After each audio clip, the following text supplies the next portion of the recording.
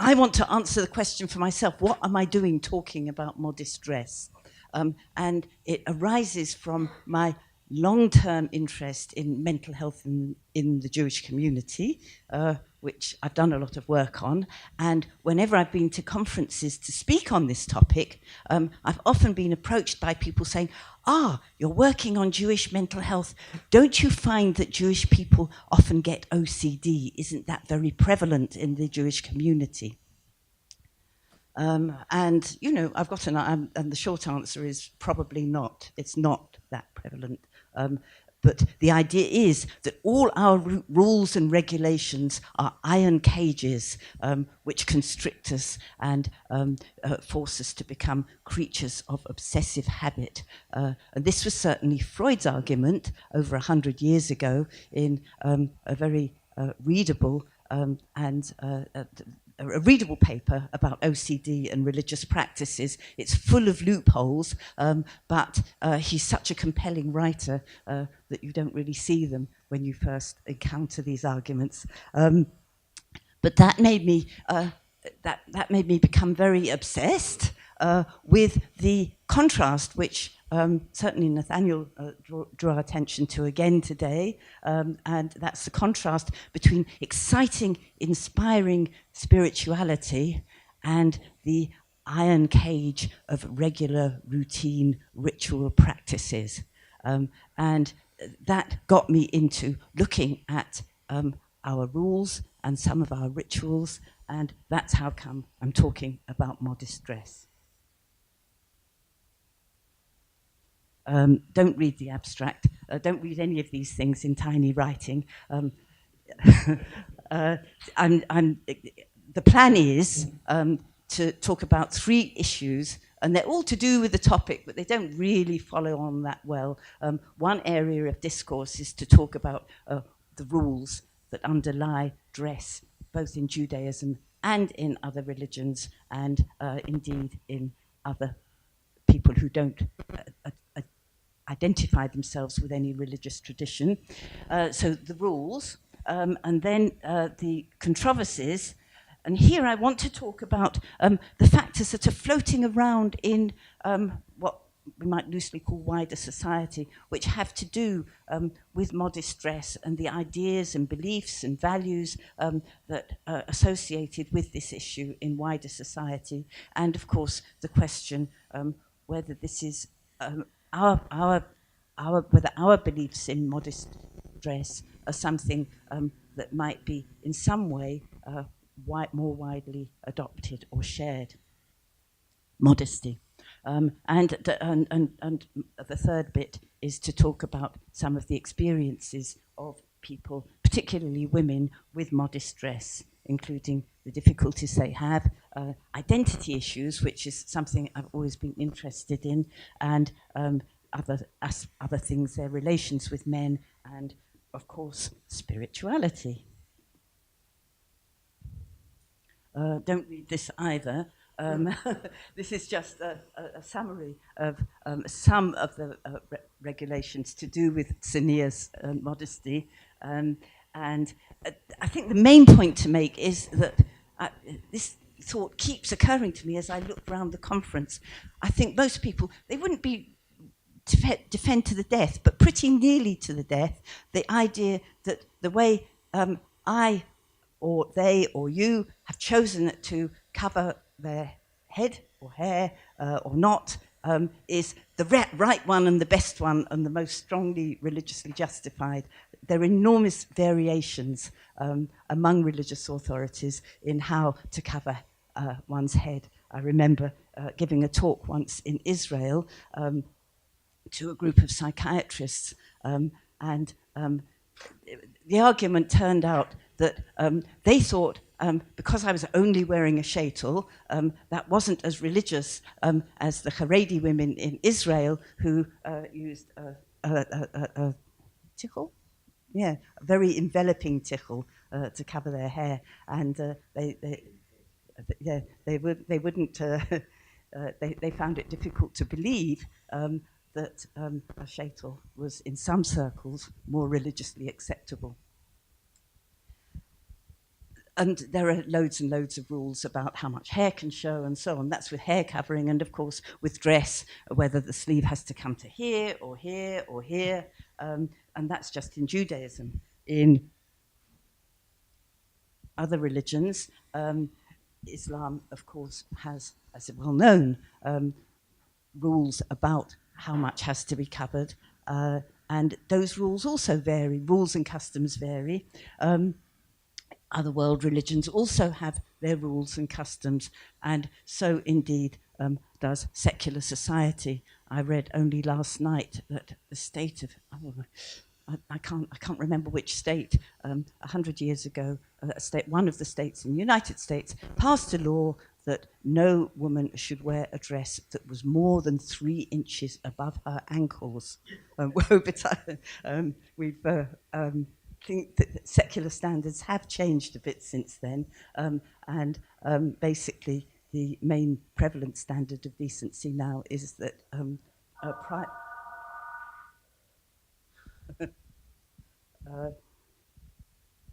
private parts are the only thing that's left to be covered.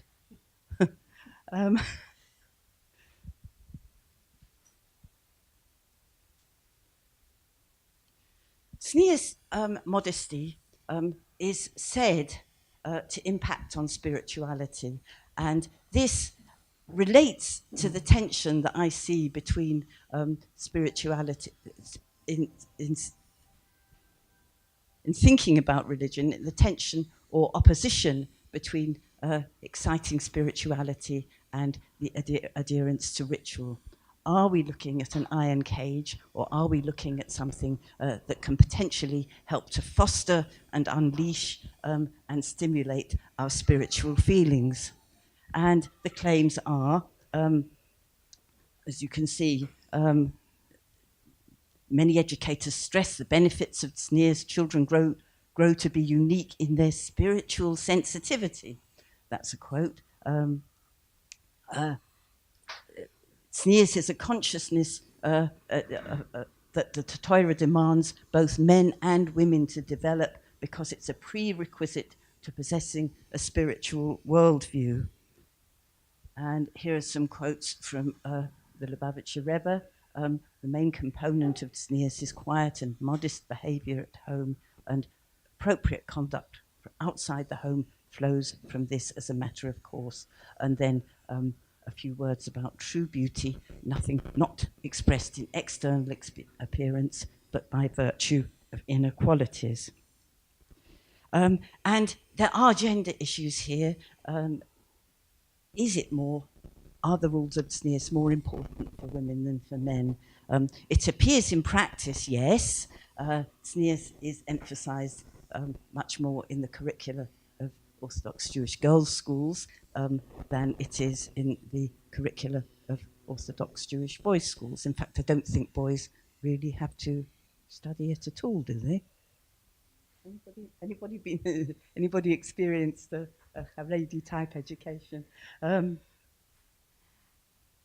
And one reason for this may be to do with the wider culture that we live in societies which put much more pressure on women to have a beautiful appearance. And there's more pressure on women to dress in a way that may not be modest, and so hence educators may feel that it's more important to emphasize to girls the importance of dressing in a modest way. Now, let me turn to section 2, which is the controversies about modest dress, and 3 issues in particular that are coming up in contemporary society. First of all, modesty on the internet.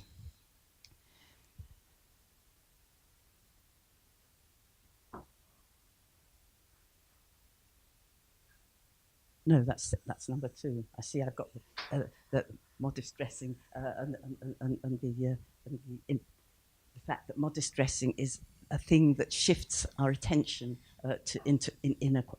inequalities, and this may help to reduce the risk of eating disorders. I'm coming back to that in a minute. Then there's the internet, and also a related question is the question of modesty and fashion. Should modest dresses be totally ugly and unfashionable? And if there's an attempt to make them attractive, doesn't that defeat the whole object of the exercise? So let's take issue number one.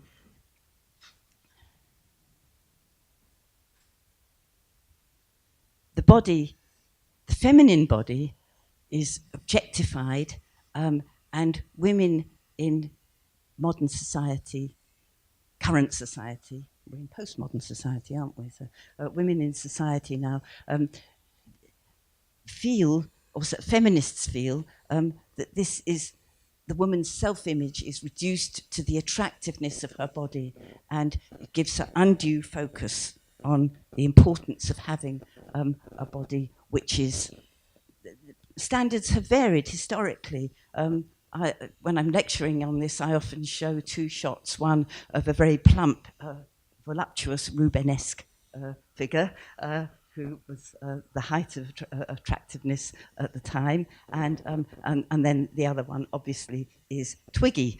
You're all probably all too young to remember her, but some of us will remember this, what was seen at the time as a very petite, stick-like person, and this thin, skinny image became the height of feminine attractiveness, and has remained so. Do men want anorexic-looking women? A little anorexia is hot. Do you guys find anorexic girls attractive? Just wondering, I'm going to high school and it's probably full of anorexic girls, and I know most guys love anorexic girls.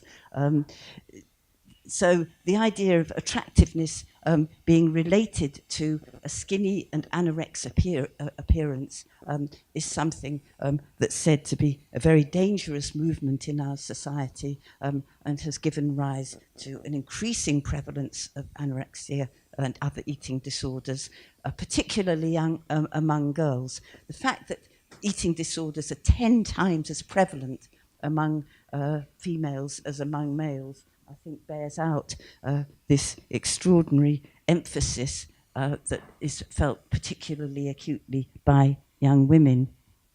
These are the diagnostic symptoms for the two most common eating disorders, and basically they involve difficulties with eating, a belief that the body is fat and too obese, even though it clearly isn't,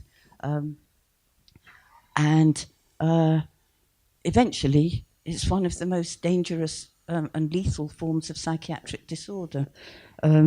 Here, for instance, is the well-known singer, she was well-known a long time ago, Karen Carpenter, whose death at the age, in very early 30s, she died of the complications of anorexia, and there's approximately 10 to 20% risk of dying of the complications of this disorder if once it's developed, and it's extremely hard to treat, and is a very dangerous illness with a high mortality rate.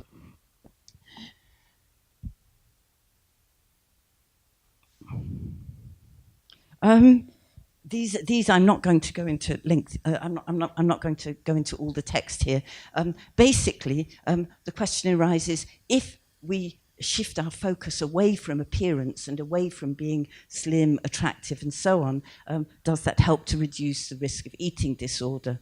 And the evidence is not fantastically strong, but it's there and it's consistent. Most of the studies which have been done, particularly among religious Jewish girls, suggest that the risks of eating disorders are somewhat a little lower among girls who are keeping Jewish standards of modesty.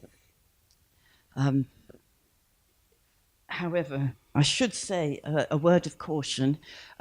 This was said to me by one shadchan, and it's been repeated by others. 5 minutes? other shadchanim, that fat in girls and short in boys, bad news for having easily finding a good shidduch. So it's not. So I can skip over these. The final thing I want to talk about in this section is the question of whether modest dressing on the internet it has helped. Number one, the question is, it's helped to increase communication between different faiths. I think that's probably not terribly true, because the standards and laws of modest dressing vary from religion to religion, and I wouldn't go. No point in going to a Muslim or a Mormon website to look for my clothes, because their standards of modesty are different, and what's acceptable for them is not acceptable for me. Apparently, the Duchess of Cambridge, Kate, who's married to the second in line to the throne of the United Kingdom, is said to have inspired excitement about modest dressing in many circles. In fact, when I looked at Google Images, she wasn't always very modestly dressed, but according to at least one commentator, she is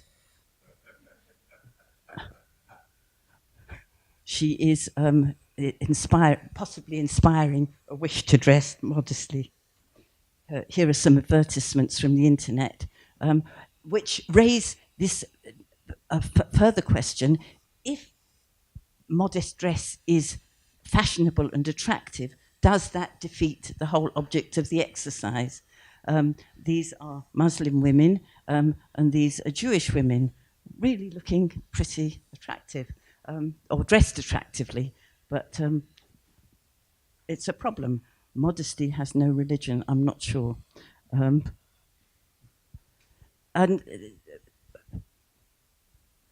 women that we've interviewed about modest dressing mentioned the various difficulties. It's expensive. It can be hard to access attractive or nice clothing. Modest dressing can be uncomfortable. In the heat waves that we've been having the last few weeks, people have said to me, "Don't you find that shaitel terribly uncomfortable?"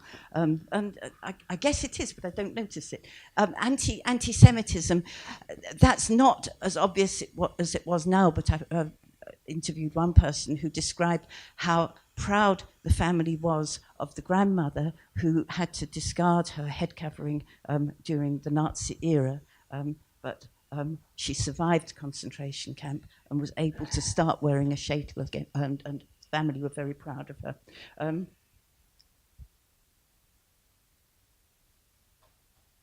And these last few slides, I think I can do in 2 minutes. Simply, women that this was focusing on head covering, and here the women identified 3 particular areas that were important to them in their experience of head covering. We didn't just interview Jewish women. I had a good friend who's a religious Muslim, and she undertook to interview some Muslim women about their experiences, and these were very similar. First of all, people see it as an important part of their identity. They see it as positive. Second, they see a very important way of defining and enabling them to set their limits in their relations with men, and also when they're married, it helps to improve the intimacy and deepen the intimacy with their husband. And finally, and importantly for our present purposes, modesty is a very important part of spiritual awareness. So I wanted to conclude on that note.